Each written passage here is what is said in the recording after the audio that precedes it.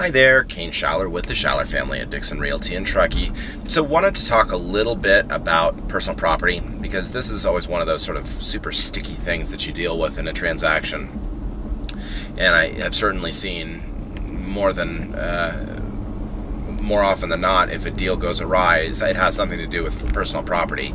So a couple of things that you run into. One, the seller is typically in a position where they really want to get as much as they can out of the property, and the personal property in the seller's eyes is typically one of those that they lump it all together. The other thing is the seller actually typically paid for the furniture, and they probably paid retail or maybe a small discount, but they paid a lot for it.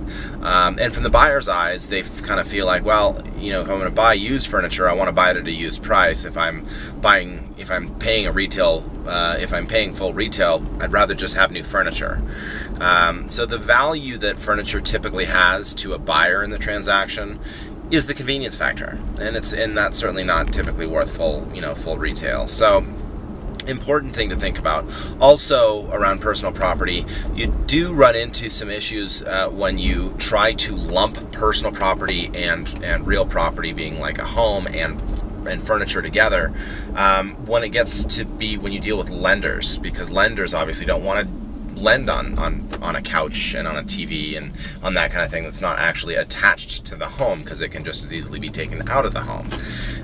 So that's always an issue, and especially if you have fairly nice furniture or relatively more valuable furniture in there, if the appraiser comes in and gives that a value, that can kind of mess up some of the numbers and can cause a real big issue in underwriting. So important thing to think about when you're dealing with personal property in a sale.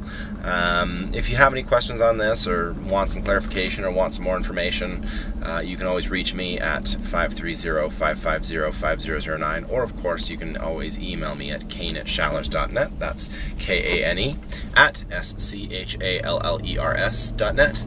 Thank you so much. Have a great day.